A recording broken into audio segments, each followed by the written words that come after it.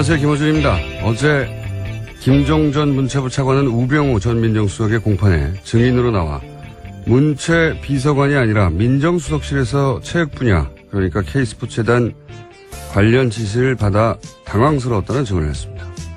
특히 작년 4월 평창 동계올림픽 개폐식장 설치공사 관련해 스위스 누슬리사가 탈락하자 그 경위를 확인하라는 지시를 받았다고 합니다. 이에 김종 전 차관은 동계올림픽 조직위로부터 자료를 받아 민정수석실에 보고했다고 하는데, 누슬리사는 최순실 씨가 실소유했던 WK와 독점 계약을 맺었던 회사죠. 민정수석실이 체육 분야를 따로 챙긴 것도 이상한 일이고, 외국 기업을 따로 체크한 것은 더 이상한 일이고, 그 외국 기업이 최순실 회사와 150억대 수수료 독점 계약을 맺은 것이었다는 건 더더욱 이상한 일이죠. 최순실과 관련 없이 이 모든 게 우연히 벌어질 수 있는가? 이런 상황에서 우병우 전 민정수석이 최순실을 모른다는 게 어떻게 가능한가? 우병우 전 수석이 나는 모른다는 말로 결국 다 빠져나간다면 그건 사정당국이 있으나마나한 바보천치거나 아니면 일부러 봐준 거거나 둘 중 하나죠. 김어준 생각이었습니다. 바람이 좀 안 새는 날인 거 같아요. 오프닝을 읽다 보니까. 네, 축하드립니다. 자, 어제 간만에 또 김종 전 차관 이름이 언론에 거론됐습니다. 네, 우병우 전 민정수석 재판에서 증인으로 나왔습니다. 여기에 김종 전 차관이 나와서 증언을 한 것들이 눈길을 끌었습니다. 민정수석실에서 스포츠 관련 지시를 해서 당혹스러웠다라는 증언인데요. 뿐만 아니라 작년 4월에 평창 동계올림픽 개폐회장 자석 설치 공사와 관련해서 스위스 누슬리 탈락 경위를 알아보라는 지시도 받았다라는 겁니다. 그러니까요. 이게 이제 관련 분야의 세계적인 회사인데, 누슬리가. 한국에서 당시 WK 명목상 사장이 조성민 전 대표였단 말이죠. 일면식도 없어요. 예. 그런데 그 조성민 전 대표 회사도 생긴 지 얼마 안 돼요. 방금 생긴 회사고. 실적도 네, 없어요. WK요? 예. 그런 회사하고 수수료, 왜냐면 3천억대였기 때문에 공사가. 수수료가 150억이에요. 이렇게 되면. 150억을 주겠다고 생긴 지 얼마 안 되는 회사에 누군지 모르는 사람하고 덥석 계약한다는 게 말이 안 되잖아요. 예. 그래서 그때 그 공사 수주 시도 같은 경우는 단가 문제 때문에 실패했다고 합니다. 그렇죠. 원치 않아서. 그 이야기는 좀 이따 말씀드리겠는데, 어쨌든 그 계약에 이 수수료 문구를 넣어야 안정범 당시 수석하고 경제수석하고 김종 문체부 차관 이 업무 협약식에 나올 거라고 조건을 걸었어요. 그러니까 그 수수료를 줘야 이 결정권을 가지고 있는 청와대 혹은 문체부 고위인사들이 나올 거라고 누슬리 쪽이 얘기를 한 것이고, 누슬리는 그 수수료를 받아들이고 실제 1시간 후에 청와대 경제수석하고 문체부 차관이 그 아무 실적도 없는 신생회사 WK 업무 협약식에 나타났어요. 1시간 후에. 그렇죠. 이게 대통령 지시 없이 어떻게 가능합니까? 그리고 대통령이 어떻게 WK라고 하는 회사 갑자기 생겼고, 그 회사가 어떤 외국 회사하고 계약을 맺는다고 어떻게 하냐고. 예, 최순실 씨가 미리 얘기한 거죠.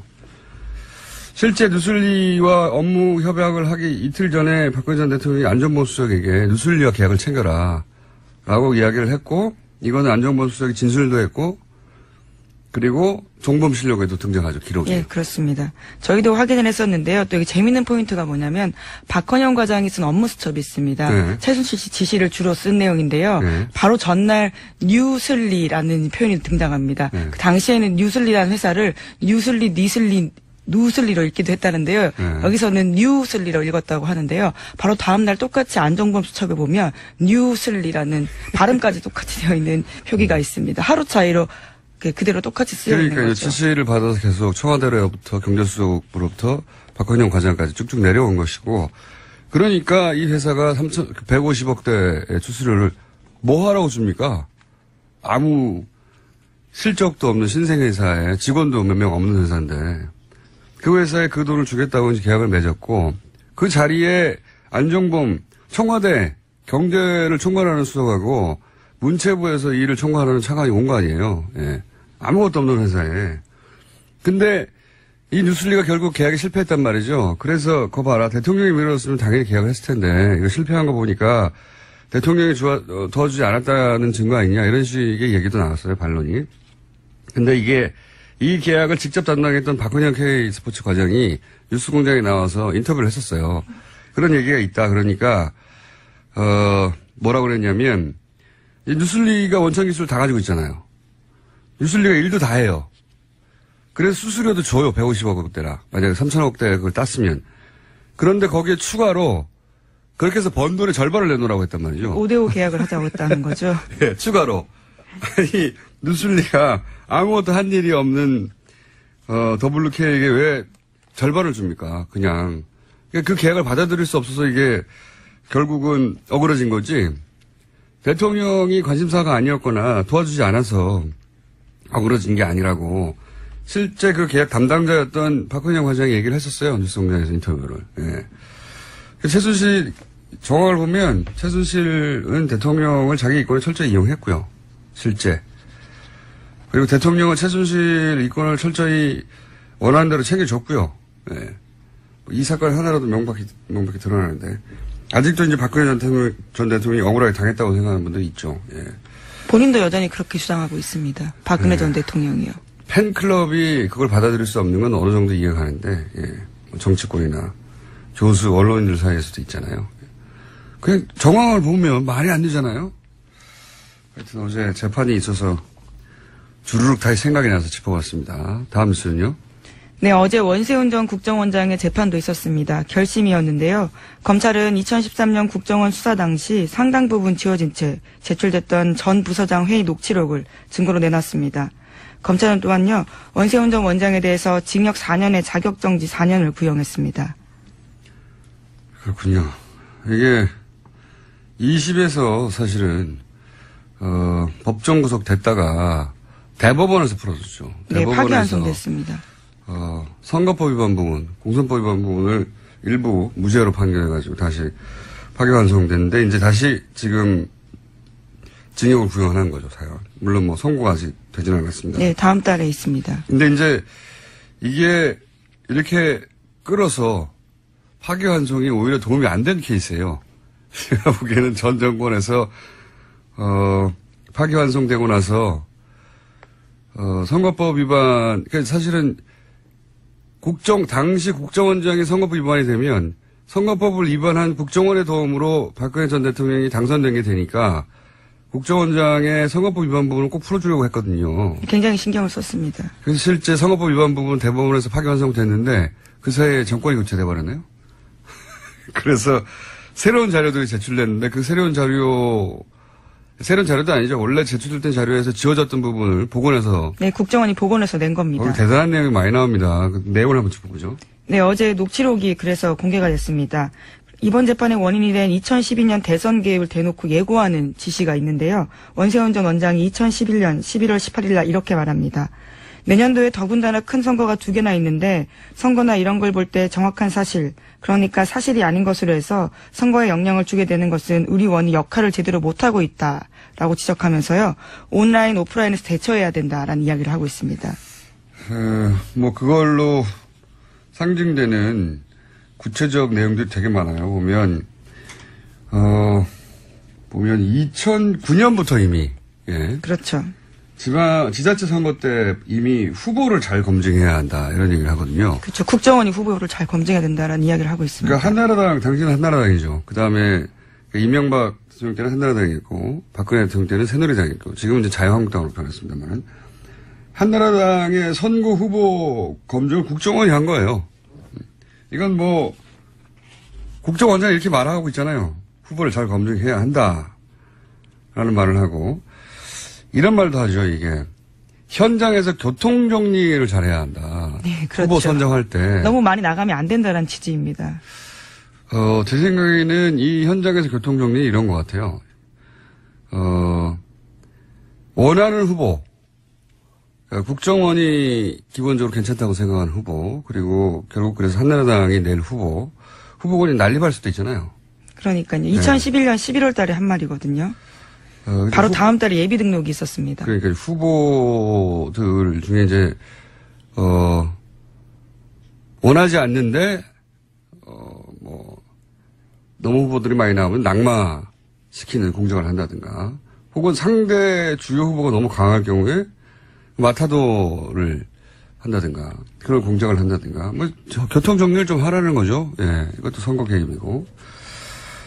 굉장히 많습니다. 그 구체적인 내용들이. SNS에 보면, SNS로 실어 날르라. 표현도 아주 구체적입니다. 실어 날라라. 댓글 공작을 하라는 얘기죠. 그렇죠. 심리전이 중요하다. 우리 국민에 대한 심리전이 중요하다라는 말도 있고요. 이거 원래 심리전 되는 게 대북 심리전 하라는 건데, 국민을 적으로 다루는 거죠. 예. 대남 심리전 혹은 국민 심리전. 전쟁 때 적을 상대로 하는 심리전을 자국민을 상대로 한 거예요. 우선 선거에 개입하지 않았다고 말할 수 없는 거죠. 완전히. 후보를 잘 검증해야 한다는데요. 국정원이 왜 후보를 검증합니까? 그리고 국정원이 왜 현장에서 교통정리를 해요? 당시 철저한 한나라당의 신분센터 역할을 한 거고요. 정치 신분센터 역할을. 이거 외에도 내용이 굉장히 많아요. 보도된 걸 보니까. 네, 언론 보도에 대해서도 선제적으로 대응해야 된다. 여론 형성 개입하라라는 이야기도 하는데요. 2009년 12월 회의에서는 기사가 난 다음 보도를 차단시키겠다는 건 무슨 소리냐 하면서 기사 나가는 걸 미리 알고 못 나가게 하든지 아니면 기사 잘못 쓴 보도 매체 없애버리든 공작하는 게 여러분이 할 일이다. 이렇게 강조하고 있습니다. 공작이라는 단어는 저희가 한 게 아닙니다. 원세훈 전 원장의 직접적인 말입니다. 보도 매체를 없애버리는 공작을 하는 게 국정원이 할 일이라고. 훌륭하지 않습니까? 근데 이게 이제 이런 거거든요. 국정원을, 취재원으로 하는 기사도 있어요. 국정원을 상대로 취재해서 기사를 내는 경우도 있는데, 그게 아니고, 국정원이 원하는 기사를 밀어내라는 거잖아요. 언론사에. 그렇죠. 못 나가게 해야 된다라는 거. 혹은 원하지 않는 걸 못 나가게 한다든가. 왜냐면은, 그런 얘기도 나오거든요. 국정원이 원하는 기사를 미리 준비했다가 내보내라. 이런 얘기도 나오거든요. 이렇다는 얘기는 언론사하고 언론사 담당이 있다는 얘기고. 그리고 국정원이 원하는 뉴스를 사건이 터지기 전에 밀어낸다. 이런 의미도 있지만 또 한 가지 제가 주목하는 건 뭐냐면 본인들이 국정원이 원하지 않는 정보, 여기 정권이 원하지 않는 거죠. 이렇게 되면. 정권이 원하지 않는 뉴스가 나갈 때 그 뉴스가 꼭 보수 매체로부터만 나오라는 법은 없잖아요. 진보 매체로부터도 나와요. 그런데 이제 이때까지 이 사례들을 보면 진보 매체도 국정원의 의도가 들어간 일종의 잘못된 정보거나 역정보거나 그런 거를 받아서 그것이 특종인 줄 알고 보도하는 진보 매체의 실수나 오류도 있어요. 여기서 구체적으로 거론하기는 그런데, 여하간 자기들이 원하지 않는 정보는 나가지 않게 하고, 원하는 정보를 밀어내고, 또 때로는 역정보나 잘못된 정보를, 정보 교란의 목적이죠.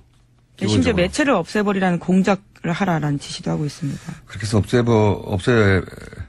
없어진 매체가 있는지 모르겠는데, 역정보도 있고, 뭐가 정보가 맞는지 정보를 교란하는지, 정보 교란의 목적으로 뉴스를 진보 매체에 주는 경우도 있고, 매체를 또 이렇게 상대했고, 그리고 또 이제 오프라인에서는 보수단체를 지원하라 이런 얘기가 많이 나오죠. 네, 2009년 6월 19일 녹취록 보면 보수단체에 대한 운영비 지원 문제 다시 재검토하세요 라면서 자유총연맹이라든가 이런 데는 구청 같은 데도 다 사무실 제공해주고 예전에 그랬다라는 이야기도 하고 있습니다. 그리고 이제 노조를 없애버려라. 예. 그리고 전교조, 공무원 노조, 민노총. 다 언급하고 있습니다. 예. 노조를 사실은 말살하라는 전략이죠. 이게 근데 이명박 정부 때 그랬다는 겁니다. 그러면 그 다음에 사실은 훨씬 더 우리는 심한 사건들을 많이 봤는데 국정원이 박근혜 정부 때는 이런 짓을 안 하고 바뀌었을까요? 이명박 정부 때 그랬다는 겁니다. 이게 다. 네, 속칭 건전단체라고 부르면서 자신들이 지원을 좀 해야 된다라는 이야기가 계속해서 나옵니다. 국정원 문건의 일부만 나왔을 뿐인데 우리가 그럴지도 모른다고 우려할 거라 상상하던 게 국정원장의 입으로 다 나오는 거죠, 지금. 예. 보수단체를 지원하고, 마음에 안 드는 언론은 때려잡고, 원하는 뉴스를 밀어내고, 예. 그리고,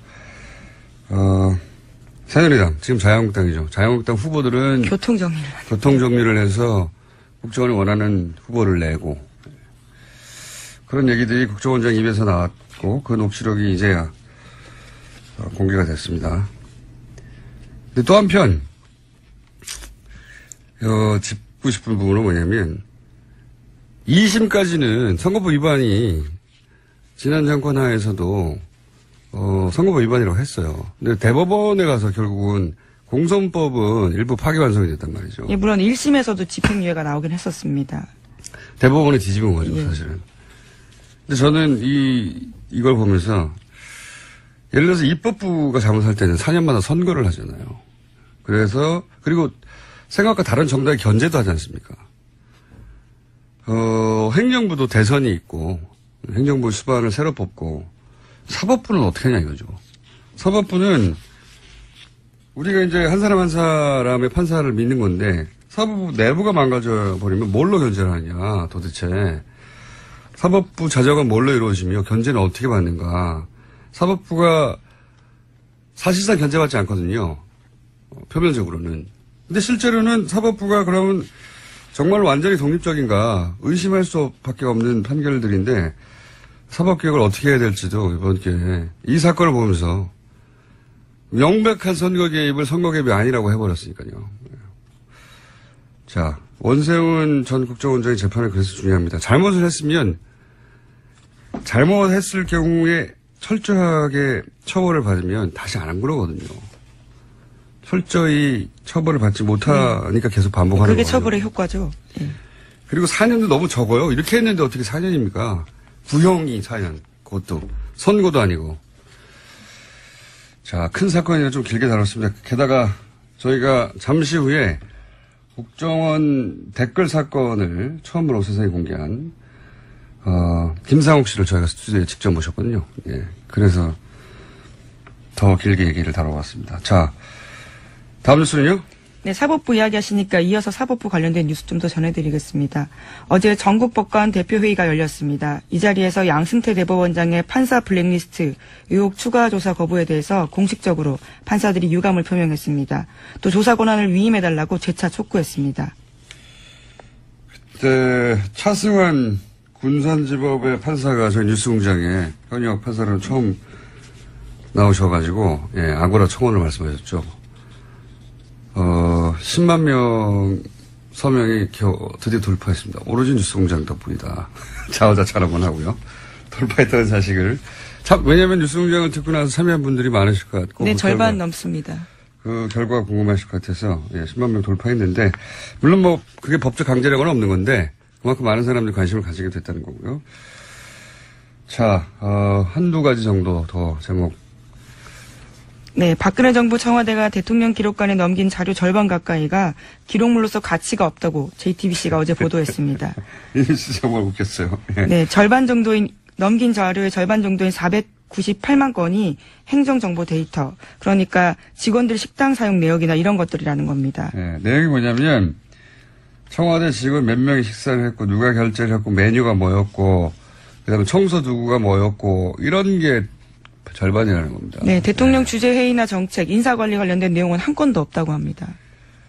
그러니까 황교안 당시 대행이 사실은 이거 법을 어긴 거 아니냐라고 이야기가 나오는 상황에서 다급하게 중요한 내용들이라고 직전에 이관을 했잖아요.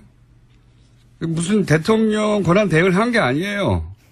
이게 무슨 시급하게 넘겨야 될 정보가 아니잖아요. 그러니까 혹시라도 이 국정농단의 증거 자료가 조금이라도 될까봐 그냥 다 때려던 거죠. 그냥 다 때려.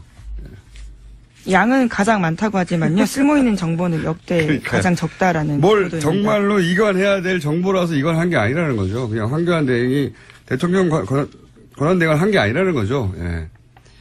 그거 다 떠넘겨. 그러니까 다 떠넘겨버린 거죠. 못 보게. 근데 그 못 보게 하는 내용들이 보면 대부분 이런 거라는 겁니다. 몇 명이 식사를 했고. 이게 어떻게 국가가 보관해야 될 내용입니까? 그날 메뉴가 뭐였고, 결제한 사람의 이름이 누구고, 청소 도구는 이런 게 있었다. 그런 거예요, 다. 내용이. 참네. 말도 안 되는 정부였어요, 지난 정부가. 마지막 순간까지도. 이런 대통령 기록물 내용이 이런 거였다는 건 몰랐네요, 정말. 황당하고요. 제목 정도 읽고 끝내야 될 것 같습니다. 네, 어제 오후에 세월호 화물칸에서 사람 뼈로 보이는 유해가 발견됐습니다. 40일 만에 다시 발견된 겁니다. 뜨문뜨문 이 소식은 계속 전해지는데 이게 이제 예정이 언제까지죠? 예정은 지금 계속 하고 있는 상황이긴 한데요. 현재는 사실 화물칸 하고 있습니다. 그렇군요. 아직 예정도 발표되어 있지 않은 상황인데. 지금까지의 진척사항 중간 정리가 한번 필요하긴 하겠네요. 네, 미수습자가 아직 5명 남아 있습니다. 예. 요 사안은 저희가 몇 번 말씀드렸지만 중간 정리를 한번 하겠습니다. 네. 오늘 여기까지 할게요. 시사인의 김은지였습니다. 감사합니다. 손세훈 전 국정원장에게 어제 징역 4년이 구형됐죠. 이 국정원 댓글 사건을 최초로 제보한 분입니다. 네. 김상우 전 국정원 직원 네. 스튜디오에 직접 나오셨습니다. 안녕하십니까. 안녕하십니까. 김상욱입니다. 네, 이름도 이제 밝히시고. 네. 네. 방송국에 스튜디오에 나오신 건 처음이죠? 예, 처음입니다. 방송을 잘해주세요. 우선 국정원을 언제 어떤 업무를 하다가 어떤 직급에서 퇴직을 하셨습니까? 저는 이제 수사로 시작을 해서 맨 마지막에 나올 때는 산업 스파이 잡는 일을 하다가 산업 스파이. 부의사관으로 3급으로 상급 부의사관. 예, 2009년 6월에 퇴직했습니다. 2009년 6월.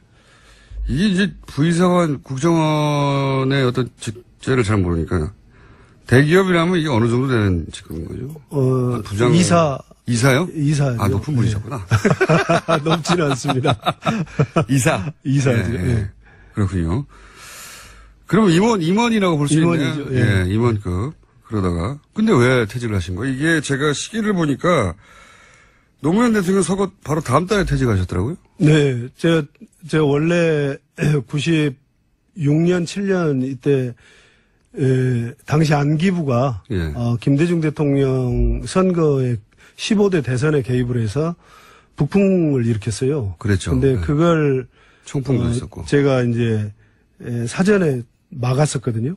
막았었는데 결과적으로 네, 그러니까 이 댓글 사건 이전에 큰 사건이 있었죠. 김대중 후보 낙선을 위한 북풍 공작. 예, 네, 이게 있었죠. 그것의 뇌관을 제가 이제 당시 박지원 그 평민당 기조실장을 통해서 네. 이제 뇌관을 사전에 제거를 했었는데 어허. 그것 때문에 이제 이명박 정부 들어서면서 한마디로 이제 정권을 뺏기는데 제가 굉장히 이제 그러니까 김대중 전 대통령의 당선에 기여한 거 아니냐라고 찍힌 인물이었다는 거죠, 그때 이미. 기여를 했죠. 그래서 이제 기여를 했죠. 이제 김대중 대통령께서 예. 처음에 대통령이 되신 뒤에 당시 안기부를 방문을 하셨는데 그때 이제 제 안부를 물어주셨어요. 그게 이제 안부를 묻다 보니까 만천하에 김상욱이 정말 그랬구나 이렇게 이제 결국 공표하는 결과가 됐는데 이제 그러다 보니까 보수 진영에서는 제가 이제 지켜졌죠. 아주 굉장히 나쁜 놈이 된 거죠. 그래서 이명박 정부가 들어서고 나서 제가 본부에서 산업 스파이 검거 업무를 하고 있었는데 갑자기 인천으로 보내더라고요. 네, 가천이 되셨고. 인천에서 원래 1년 부서간 이동은 1년이 되지 않으면은 이동을 할 수 없게 돼 있어요. 근데 9개월 만에 그때 다시 원세훈이 오더니 2009년 2월에 원세훈이 와가지고 제가 2009년 3월에 다시 일주일간 조사받고 그 DJ 당선에 대해서는 뭐 그때 북풍 공작이 있었다는 것은 이제 재판을 통해서 밝혀진 거니까 그걸 문제 삼지 않고 98년도에 정권이 바뀐 뒤에 약 500여 명이 안기부를 떠났어요. 예. 근데 정상적인 절차를 밟아서 떠났음에도 불구하고 그때 당시에 살생부를 김상욱이 네가 만들지 않았느냐. 그렇게 조사를 일주일간 하더라고요. 사실이 아닌데도. 사실이 아니죠. 예. 살생부를 제가 살생부를 만들 정도로 뭐 그런 위치에 있지도 않았고 그리고 직원 개개인에 대해서 제가 관심이 없었고 그랬는데 그게 이제 사실 무근으로 밝혀졌는데 근데 왜 그만두셨어요? 그래도 인사조치를 해라 그래가지고 대구로 뭐 하여튼 자청하게 되셨는데 그랬는데 대구에서 있는데 2009년 5월 23일 날 노무현 대통령께서 서거를 하셨는데 이 막 그 연화장으로 이렇게 화장하는 그 이제 장례 차량이 중계되고 그랬었어요. 생중계했죠. 전 국민이 다 봤죠. 그걸 보면서 직원들이 그 고인을 폄훼하는 마치 저 들으라고 하는 듯한 얘기 굉장히 견딜 수가 없었어요. 노무현 대통령의 화장 장면을 보고 국정원 직원들이 입에 담기 어려운 얘기들 제가 차마 방송에서는 하기 어려운 욕설을 막 하더라. 뭐 그런 얘기. 잘 죽었다 한마디로 이런 식의. 그때 우리 사회 보수 쪽에서 막 이렇게 폄훼하는 말들이 있었지 않습니까? 그런 얘기들을 국정원 직원들이 제 주위에서 하고 그랬어요. 저 들으라는 듯이 마치.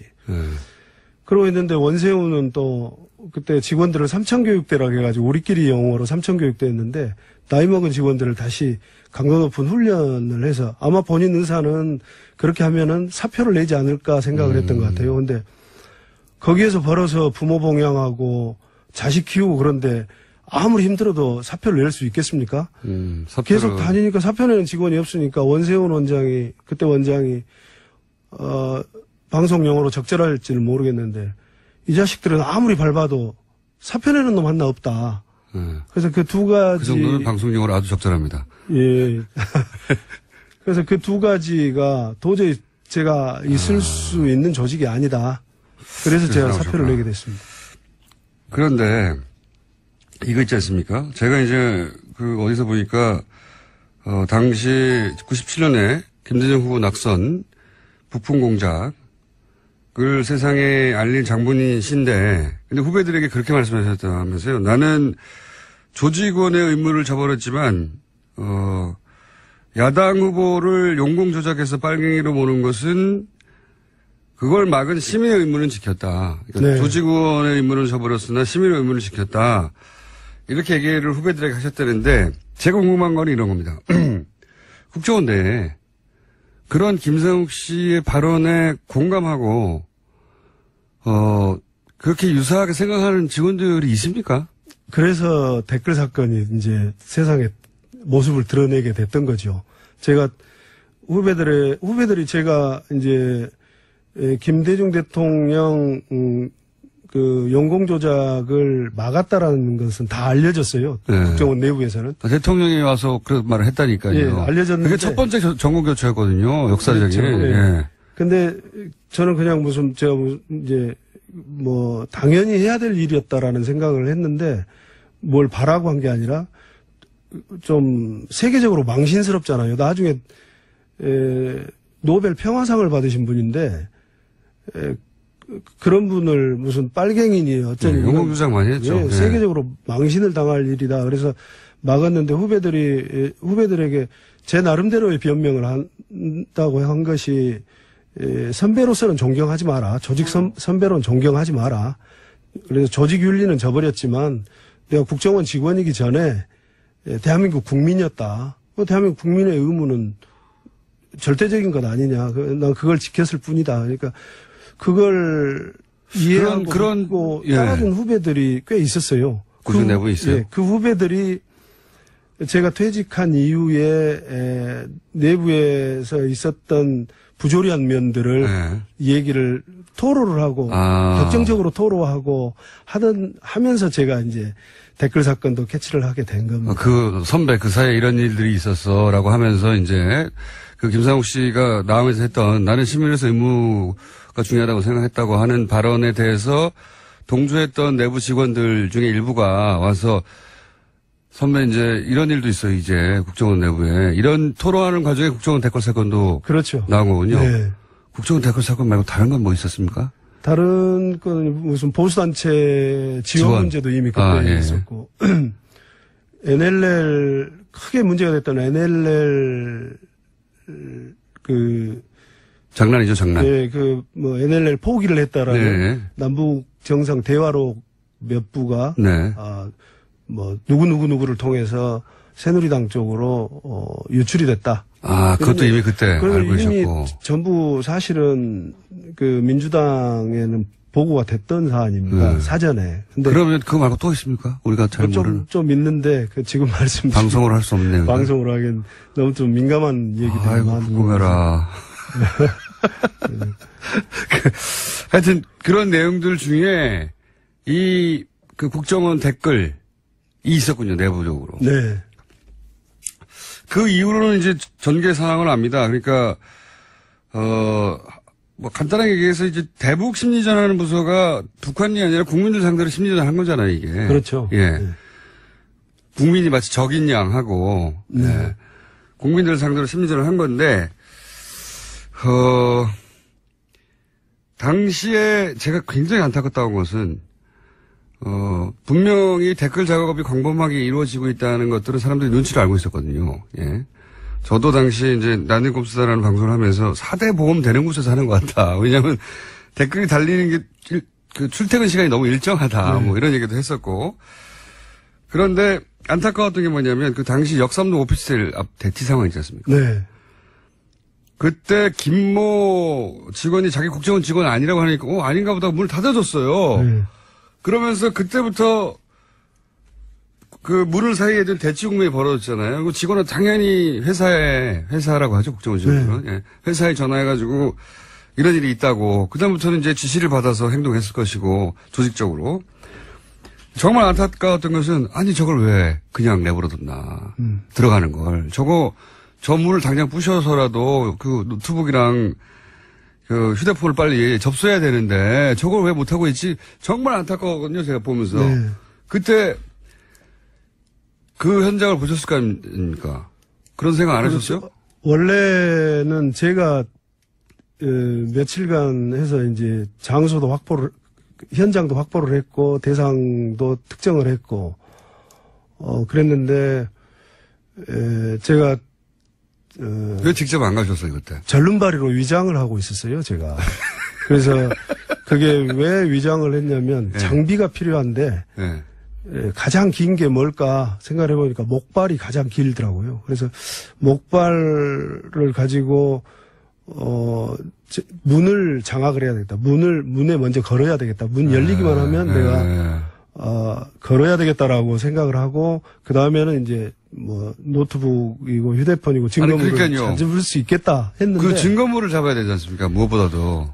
근데 이제 막상 민주당에서 그때 당시? 이제 전부 다 몰려오고 있는 상황인데 제가 카메라가 이제 오는 거예요. 근데 제가 카메라에 익숙질 않은 상태에서 첫 번째 이걸 전직 선배가 아무리 불법 현장이지만 후배를 이렇게 제압을 하고 이런 모습들이 역사적으로 굉장히 길이 남을 텐데 안 좋은 모습이 될 것 같은 생각이 들었어요. 굳이 무슨 현행범을 잡으면 머리카락이라도 잡으면은 경찰들 특진을 한다고 그래서 다 달라들고 한다는데 내가 공명심을 위해서 하는 것도 아니고 내가 이래서 안 되겠다 그래서 꼭 내가 해야 될 필요는 없다. 예, 그래서 그때 민주당원들을 한 2시간 정도 교육을 시켜서 이렇게 하라고 틀림없이 국정원 직원 아니라고 할 거다. 그건 100% 아닙니까? 예, 그래서 그런데 만약에 이제 폭행 사건이 있으면 단순 폭행 정도로 입건은 될 수 있다. 하지만 지금 이제 정권을 놔두고 싸우는 건데. 네. 반드시 확보해라. 반드시 다른 거 필요 없다. 들어가면 노트북과 랩탑이 있을 건데 랩탑은 필요 없고 핸드폰과 노트북을 반드시 확보를 해라. PC는 필요 없고 노트북과. 그것만 잡으면 이제 전부 다 확보할 수 있다. 이렇게 얘기를 했는데. 저도 너무 당연한 것 같은데. 그리고 제가 밖에 서 있는데. 들어갔던 분이 나왔어요. 그러면서 저를 보고 국정원 직원 아니라는데요. 그래서 어떻게 됐습니까? 그랬더니 들어갔어요. 이런 거. 그걸로 역사가 바뀐 겁니다. 그래서 제가 현장을 떠났죠. 그러면서 제가 현장을 떠났습니다. 그게 그렇게 된 거군요. 네. 아니 저 장소를 특정할 정도의 정보면 대단히 고급정보 선수가 했을 텐데 어떻게 저 앞에서 아니라고 하고 그냥 문 닫고 나왔지? 이거 말이 안 되는 것 같은데? 그리고 왜 대치하고 있지? 바로 문 닫았으면 따고라도 들어가가지고. 아니, 그래봐야 결국 죽었으면 없자고. 그렇게 해서 확보할 수 있는 거는 지금 정권이 왔다 갔다 하는 증거물이지 않습니까? 그거 어떻게 저렇게 바보같이 처리하고 있지 생각했었거든요. 근데 안 해본 사람들이 하다 보니까. 너무 황당했어요. 그리고 그냥 왔다는 게. 예, 너무 황당했고, 그것도 이제 처음부터 했으면 그렇지만, 전부 교육을 제가 시켜서 했는데, 아마. 이렇게 해라, 이렇게 해라 지시하셨을 거 아니에요. 제가 교육을 잘못 시키지 않았나 싶은 자괴감이 듭니다. 왜냐하면 국정원 직원은 본인이 국정원 직원을 인정 안 하잖아요, 원래. 다른 상황에서도. 네, 평소에도 절대. 안 하죠. 평소에도 안 하고, 무슨 국정원에 전화를 해도 국정원 아니라고 그러거든요. 그리고 그 사람이 직접 받지 않으면 그런 사람 없다고 하거든요, 아예. 뻔히 자기 옆자리에 있는 사람인데도. 네. 근데 이제 교육을 시키면서 보니까 약간 국정원 현직 직원에 대한 두려움이 첫 번째로 느껴졌고. 이미 이제 이명박 시절을 겪으면서 그런 두려움이 더 쌓였겠죠. 예, 두 번째는, 너는 국정원 출신이니까 그렇게 말할 수 있지라는 생각을 하고 있는 것 같았어요. 그래서 교육을 시키는데 2시간이 걸렸었어요. 그렇게 받고 가서도 아니라니까 바로 와버렸군요. 예. 그러니까. 진짜 아닌가? 이렇게 생각하면서. 예. 아니요. 다행이다. 다행이다. 아마, 그리고 이게 역정보 아니었을까? 라는 생각도. 제가 이제 국정원 출신이다 보니까 혹시 역정보 아니었을까? 라는 생각도 있었지 않겠냐. 100% 신뢰를 못하는 부분도 있고 두려움도 있고. 예. 그러지 않았으면 정말 천재이루의 기회였잖아요. 결정적 찬스였는데요. 예. 그런데 그 한마디에 돌아설 수 있었을까? 지금 생각해도 안타깝네요. 네. 지금 생각해도. 그리고 나서 대선에서 박근혜 전 대통령이 선출되는 걸 보면서 내 인생은 이제 무지하게 꼬이겠구나 이런 생각 안 하셨어요? 그 다음날? 그랬죠. 그날 밤에 이미 이제 당락이 결정되는 것을 보면서 큰일 났다. 큰일 났다. 이거 사고를 쳐도 크게 쳤는데 이걸 앞으로 5년 동안 어떻게 살아야 되나? 5년 뒤는 또 기약이 있나? 그런 생각을 했죠. 제가 대선 이틀 후에 비행기를 탔기 때문에 주진우 기자와 함께 아주 긴 터널의 시작이었거든요. 예. 그리고 최고 권력이 직접적으로 타겟으로 하는 상태에서 5년간을 생으로 버텨야 하는 게 어떤 기분인지 겪어보지 않은 사람 잘 모릅니다. 네. 그 기분을 잘 알기 때문에 여쭤보는 건데, 그 순간 후회는 안 하셨어요? 내가 왜 그랬을까? 사건을 했던 것에 대해서는 후회는 안 했어요. 하지만 그 뒤에 정말 고생하셨죠. 예, 근데 이제 좀 전에 우리 물어봐 주셨던 그런, 어떤 비난을 감수하고라도 내가 했어야 되는데, 내가 직접 했어야 되는데, 라는 생각, 그런 후회를. 그건 했죠. 정말 후회가 되셨겠죠. 네, 그게 지금도 후회스러운 장면입니다. 그 5년간 겪어본 사람, 저도 겪어봤기 때문에 드리는 말씀입니다만은. 그 5년간의 압박. 그런 압박은 상상하고는 다르게 실제로 겪으면 엄청난단 말이죠. 그래서 주변과 일상생활 전체가 무너지거든요. 인간관계도 다 무너지고 그러지 않으셨어요? 다 무너졌죠. 다 무너지고 또 국정원 대변인이 언론에 대고 개인의 영달을 위해서 조직을 팔아먹은 쓰레기 이렇게 얘기를 하고 또 국정원 내부에 제가 이제 입사 동기들로 이루어진 친목회가 있어요. 네. 그런데 그 동기회에서도 제명당했다는 소식을 듣고. 그래서 동기회도 버림받고. 근데 굉장히 그 외 모든 인간관계. 다 파괴되고 꼭 발가벗겨진 채로 그 궁수들 사이에 벌판에 놓여진 돼지 같다는 생각을 했어요. 누가 쏠지 모른다. 그리고 실제 전화도 안 하지 않습니까? 전화 안 오죠. 그리고 거꾸로 전화도 안 하지 않습니까? 저도 못하고. 왜냐하면 전화를 하면 뭔가 궁금한 게 있어서 전화를 하려고 해도 상대방한테 피해를 줄까 봐 못하죠. 네, 그렇죠? 못하죠. 네, 저도 전화를 안 하게 되더라고요. 예. 나하고 통화해서 그리고 또 재판도 받으셨지 않습니까? 재판은 4년간 받아서 작년 12월에야 마지막에 무죄를 받으셨죠. 끝났습니다. 예. 그 과정 전체, 왜냐면 그 5년 후도 보장이었기 때문에 이 정신적으로 버티는 거 굉장히 힘드시지 않으셨어요? 굉장히 힘들었죠. 네. 굉장히. 집에서도 굉장히 우울증 겪었을 것 같아요. 일단 이제 아내는 갑자기 아침 식사도 하기 전에 압수수색이 들이닥쳤고 이미, 검찰에서 네. 저처럼 다음날 비행기를 탔었는데. 그래 둘이서 이제 집사람 어쩔 줄 몰라 했고 그 뒤로 이제 무슨 상당히 대인기피증도 생기고 좀 엉망이 됐습니다. 예, 다망가지죠. 예. 이 시간을 저희가 왜 일부 한 번만 잡았는지 모르겠네요. 앞으로 좀 더 나오셔야 될 것 같습니다. 오늘 첫 번째 시간으로 하고. 왜냐면 할 얘기가 너무 많은데 다른 거 다 건너뛰고 이 얘기를 좀 여쭤보고 싶습니다. 왜냐면 지금 대략 6분밖에 안 남았기 때문에 오늘 주제하고는 다른데 나오신 김에 꼭 여쭤보고 싶은 게 있어요.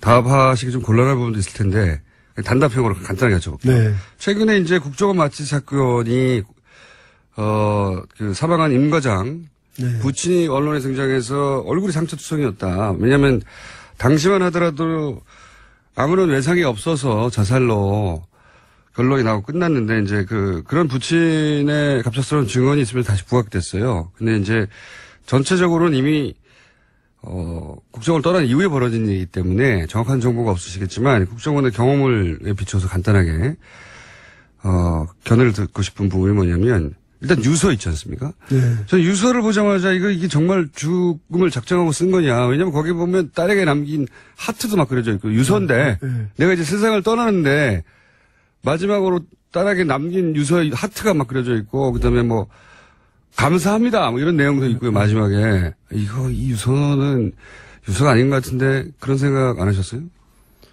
굉장히 이상했죠. 이상하지 않습니까? 예, 예전에 무슨 조선시대에 사약을 받는 상태에서 하는 것처럼 무슨 원장님, 차장님, 국장님 죄송합니다로 시작되는 유서였는데 내용 자체가 굉장히 말이 안 되지 않습니까? 말이 안 됐죠. 네. 아니 뭐 국정원에 대한 충성도가 너무 높아서 그렇다고 치더라도 가족과 마지막 헤어진 데 딸에게 뭐 이쁘게 뭐 자라야 돼 하면서 하트 막 그려서 이건 아니지 않습니까? 저는 이제 그렇게 안 해봐서 잘 모르겠는데요. 네. 그와 유사한 그런 유서가 그 전에 있었어요. 국정원 직원 유서가. 2014년 3월에 서울시 공무원 유우성 간첩 사건 때문에 증거 조작 혐의를 받고 있던 권 과장. 권 과장. 자살 기도를 했는데 똑같은 방식으로 자살 기도를 똑같은 했죠. 방식이었고 편지 내용도 원장님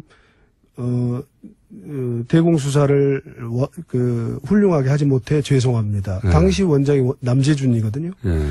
그래서 그 유서와 이제 그때는 구체적인 유서 내용이 완전히 공개되지는 않고 9장 분량을 남겼다라고 했었어요. 근데 결국 그게 자살을 하려고 한 건가? 라는 의혹을 불러일으켰었는데. 실제 당시에 이게 자살 시도가 아니라 자살극 아니었냐. 그렇죠. 이런 얘기 많았어요. 왜냐면은, 유호성 씨 당시 이제 국정원이 서울시 직원을 간첩으로 조작한 사건이잖아요. 네. 근데 그 중에 이 권 과장은 중국의 출입국 기록을 조작했던, 그런 직원이었는데 그게 문제가 되자 본인이 자살을 시도하다가 발견된 걸로 해서 빠져나갔죠, 국면에서. 그렇죠. 그래가지고 단기 기억 상실증으로 그 부분만 기억이 나지 않는다. 그렇게 얘기하고. 빠져나갔죠. 빠져나갔는데. 시한부 기소 중지를 했었던 사안이에요. 그래서 사건이 흐지부지 돼버렸어요. 사람이 자살하다가 이렇게 됐는데, 그러면서 기억 안 난다는데, 가스 마시고, 코웃음을 쳤지만, 뭐 어떻게 합니까? 그렇죠. 그렇게 흐지부지 됐는데, 그 사건의 복제판 비슷하다. 저는 자살한 임 과장에게는 참 고인에게는 죄송한 얘기지만, 앞으로 그런 일이 다시 발생해서는 안 되겠다는 면에서, 명백하게 규명돼야 된다. 이건 권 과장 사건을 벤치마킹 한 거 아닌가라는 생각을 처음부터 했었거든요. 그러다가 중간에 무슨 사고가 난 겁니까? 벤치마킹 하다가, 그러니까 지금 한간에서 떠들고 있는 타살은 네. 조금 너무 음모론적이고, 네. 그리고 국정원 직원들 댓글 사건에서 보셨잖아요. 그렇게 치밀하지 못해요. 누가 책임지고 죽이고 그럴 수 없는 것이고, 그래서 아마 권 과장 사건을 벤치마킹해서 자살극을 벌리고 그다음에 무마하려고 이렇게 된 하다가. 국회나 검찰의 조사에서는 단기기억 상실증으로 가려고 했던 것이 사고로 이어진 것이 아닌가. 그렇기 때문에 임 과장 고인이 된 임 과장의 부인은 그 부친과는 달리 그 종이도 그거고 자기 남편의 필체가 맞고 이런 얘기를 하거든요. 실제로 기도는 했다. 근데 그 기도가 무슨 일이 중간에 있었는지 모르겠지만 그쳐야 되는데 제 생각에 아마 창문을 조금 열고 닫고 하는 과정이 잘못되지 않았을까. 그러니까 한 번도 안 해본 일이잖아요, 서로. 그래서 얼굴에 상처는요, 그럼? 얼굴의 상처는 이제 이렇게 부모의 심정으로 아마 그랬을 것이다. 예, 그걸 보니까 그랬을 것이다. 자, 오늘은 말이죠. 일부로 하죠, 일부. 다음 주에 한 번 더 오셔야 될 것 같습니다. 이 정도로 하고 한 번 더 오시죠.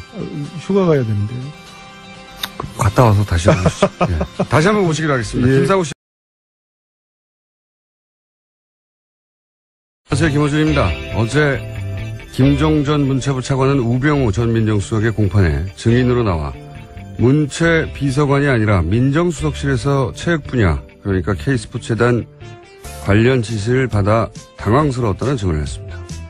특히 작년 4월 평창 동계올림픽 개폐식장 설치공사 관련해 스위스 누슬리사가 탈락하자 그 경위를 확인하라는 지시를 받았다고 합니다. 이에 김종전 차관은 동계올림픽 조직위로부터 자료를 받아 민정수석실에 보고했다고 하는데 누슬리사는 최순실 씨가 실소유했던 WK와 독점계약을 맺었던 회사죠. 민정수석실이 체육 분야를 따로 챙긴 것도 이상한 일이고 외국 기업을 따로 체크한 것은 더 이상한 일이고 그 외국 기업이 최순실 회사와 150억대 수수료 독점 계약을 맺은 것이었다는 건 더더욱 이상한 일이죠. 최순실과 관련 없이 이 모든 게 우연히 벌어질 수 있는가? 이런 상황에서 우병우 전 민정수석이 최순실을 모른다는 게 어떻게 가능한가? 우병우 전 수석이 나는 모른다는 말로 결국 다 빠져나간다면 그건 사정당국이 있으나마나한 바보촌치거나 아니면 일부러 봐준 거거나 둘 중 하나죠. 김어준 생각이었습니다. 바람이 좀 안 새는 날인 것 같아요. 오프닝을 읽다 보니까. 네, 축하드립니다. 자, 어제 간만에 또 김종전 차관 이름이 언론에 거론됐습니다. 네, 우병우 전 민정수석 재판에서 증인으로 나왔습니다. 여기에 김종 전 차관이 나와서 증언을 한 것들이 눈길을 끌었습니다.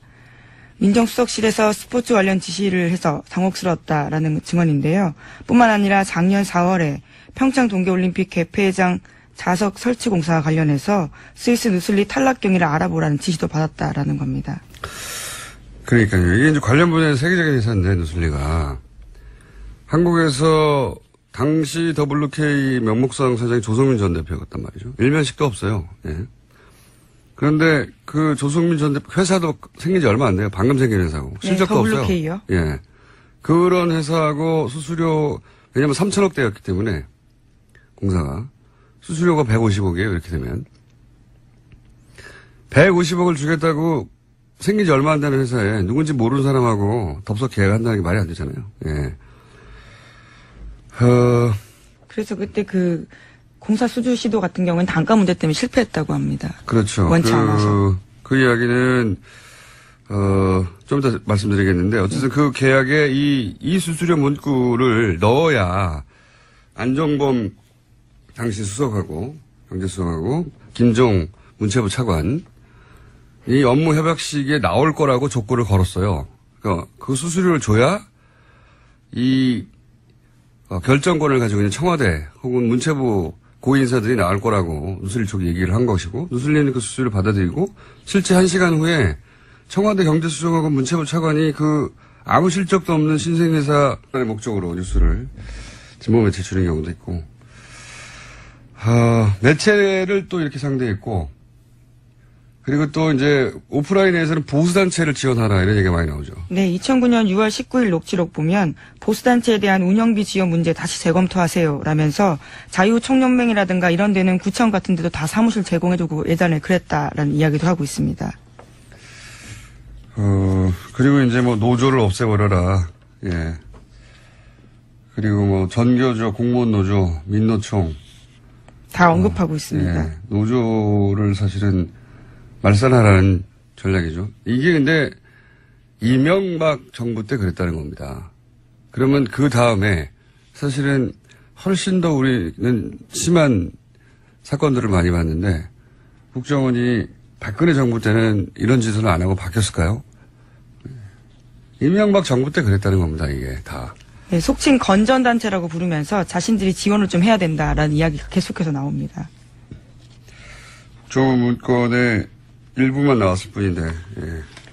우리가 그럴지도 모른다고 우려할 거라 상상하던 게 국정원장의 입으로 다 나오는 거죠, 지금. 예. 보수단체를 지원하고, 마음에 안 드는 언론은 때려잡고, 원하는 뉴스를 밀어내고, 예. 그리고,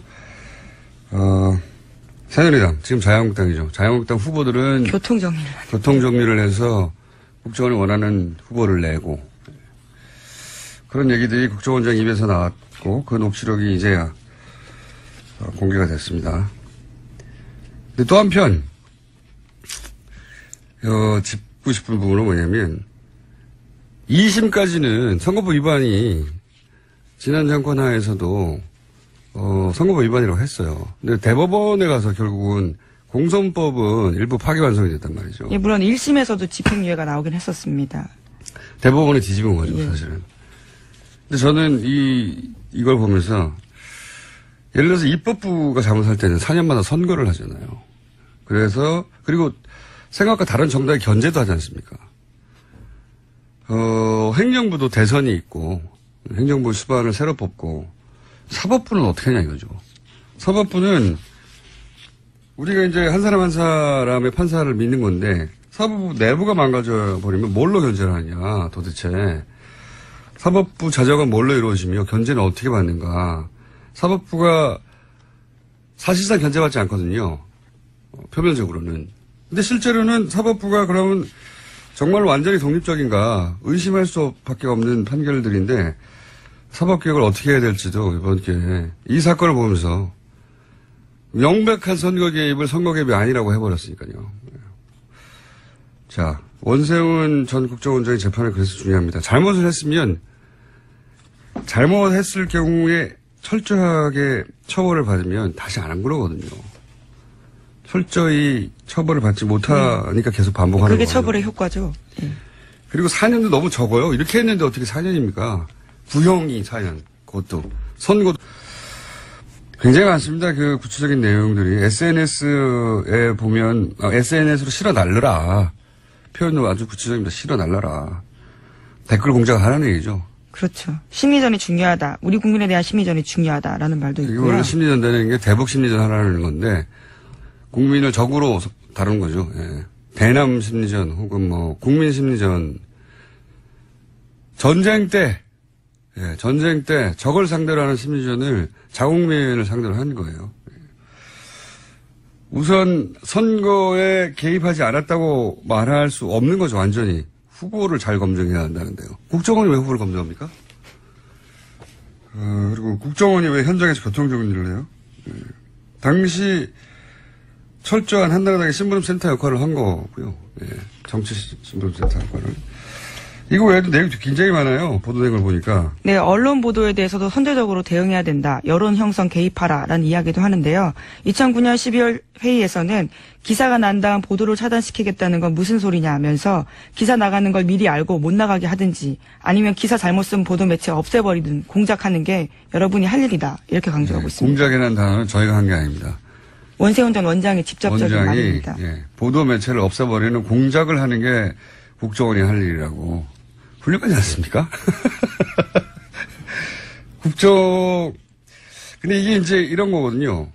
국정원을, 취재원으로 하는 기사도 있어요. 국정원을 상대로 취재해서 기사를 내는 경우도 있는데, 그게 아니고, 국정원이 원하는 기사를 밀어내라는 거잖아요. 언론사에. 그렇죠. 못 나가게 해야 된다라는 거. 혹은 원하지 않는 걸 못 나가게 한다든가. 왜냐면은, 그런 얘기도 나오거든요. 기사, 국정원이 원하는 기사를 미리 준비했다가 내보내라. 이런 얘기도 나오거든요. 이렇다는 얘기는, 이제 언론사 담당이 있다는 얘기고. 그리고 국정원이 원하는 뉴스를, 사건이 터지기 전에 밀어낸다. 뭐 이런 의미도 있지만, 또 한 가지 제가 주목하는 건 뭐냐면, 국정원이 원하지 않는 정보, 여기 정권이 원하지 않는 거죠. 이렇게 되면. 정권이 원하지 않는 뉴스가 나갈 때 그 뉴스가 꼭 보수 매체로부터만 나오라는 법은 없잖아요. 진보 매체로부터도 나와요. 그런데 이제 이때까지 이 사례들을 보면 진보 매체도 국정원의 의도가 들어간 일종의 잘못된 정보거나 역정보거나 그런 거를 받아서 그것이 특종인 줄 알고 보도하는 진보 매체의 실수나 오류도 있어요. 여기서 구체적으로 거론하기는 그런데, 여하간 자기들이 원하지 않는 정보는 나가지 않게 하고, 원하는 정보를 밀어내고, 또 때로는 역정보나 잘못된 정보를, 정보 교란의 목적이죠. 심지어 매체를 없애버리라는 공작을 하라라는 지시도 하고 있습니다. 그렇게 해서 없어진 매체가 있는지 모르겠는데, 역정보도 있고, 뭐가 정보가 맞는지 정보를 교란하는지, 부서장 회의 녹취록을 증거로 내놨습니다. 검찰은 또한요, 원세훈 전 원장에 대해서 징역 4년에 자격정지 4년을 구형했습니다. 그렇군요. 이게 2심에서 사실은 법정 구속됐다가 대법원에서 풀어줬죠. 네, 파기환송됐습니다. 선거법 위반 부분, 공선법 위반 부분을 일부 무죄로 판결해가지고 다시 파기환송됐는데 이제 다시 지금 징역을 구형하는 거죠, 사연. 물론 뭐 선고가 아직 되지는 않았습니다. 네, 다음 달에 있습니다. 근데 이제 이게 이렇게 끌어서 파기환송이 오히려 도움이 안 된 케이스예요. 제가 보기에는 전 정권에서 파기환송되고 나서 선거법 위반, 그러니까 사실은 당시 국정원장이 선거법 위반이 되면 선거법을 위반한 국정원의 도움으로 박근혜 전 대통령이 당선된 게 되니까 국정원장의 선거법 위반 부분을 꼭 풀어주려고 했거든요. 굉장히 신경을 썼습니다. 그래서 실제 선거법 위반 부분 대법원에서 파기환송됐는데 그 사이에 정권이 교체돼 버렸네요. 그래서 새로운 자료들이 제출됐는데 그 새로운 자료도 아니죠. 원래 제출됐던 자료에서 지워졌던 부분을 복원해서. 네, 국정원이 복원해서 낸 겁니다. 대단한 내용이 많이 나옵니다. 그 내용을 한번 짚어보죠. 네, 어제 녹취록이 그래서 공개가 됐습니다. 이번 재판의 원인이 된 2012년 대선 개입을 대놓고 예고하는 지시가 있는데요. 원세훈 전 원장이 2011년 11월 18일 날 이렇게 말합니다. 내년도에 더군다나 큰 선거가 2개나 있는데 선거나 이런 걸 볼 때 정확한 사실, 그러니까 사실이 아닌 것으로 해서 선거에 영향을 주게 되는 것은 우리 원이 역할을 제대로 못하고 있다라고 지적하면서요. 온라인, 오프라인에서 대처해야 된다라는 이야기를 하고 있습니다. 뭐 그걸로 상징되는 구체적 내용들이 되게 많아요. 보면 2009년부터 이미, 예. 그렇죠. 지자체 선거 때 이미 후보를 잘 검증해야 한다, 이런 얘기를 하거든요. 그렇죠. 국정원이 후보를 잘 검증해야 된다라는 이야기를 하고 있습니다. 그러니까 당신은 한나라당이죠. 그 다음에 이명박 대통령 때는 한나라당이었고, 박근혜 대통령 때는 새누리당이었고, 지금은 이제 자유한국당으로 변했습니다만, 한나라당의 선거 후보 검증을 국정원이 한 거예요. 이건 뭐 국정원장이 이렇게 말하고 있잖아요. 후보를 잘 검증해야 한다라는 말을 하고 이런 말도 하죠. 이게 현장에서 교통 정리를 잘해야 한다. 네, 그렇죠. 후보 선정할 때 너무 많이 나가면 안 된다는 취지입니다. 제 생각에는 이 현장에서 교통 정리 이런 것 같아요. 원하는 후보. 국정원이 기본적으로 괜찮다고 생각하는 후보, 그리고 결국 그래서 한나라당이 낼 후보군이 난립할 수도 있잖아요. 그러니까요. 2011년 11월 달에 한 말이거든요. 바로 다음 달에 예비 등록이 있었습니다. 그러니까 후보들 중에 이제, 원하지 않는데 너무 후보들이 많이 나오면 낙마시키는 공작을 한다든가, 혹은 상대 주요 후보가 너무 강할 경우에 마타도를 한다든가, 그런 공작을 한다든가, 교통 정리를 좀 하라는 거죠. 예, 이것도 선거 개입이고. WK 업무 협약식 나타났어요. 1시간 후에. 그렇죠. 이게 대통령 지시 없이 어떻게 가능합니까? 그리고 대통령이 어떻게 WK라고 하는 회사 갑자기 생겼고, 그 회사가 어떤 외국 회사하고 계약을 맺는다고 어떻게 하냐고. 예, 최순실 씨가 미리 얘기한 거죠.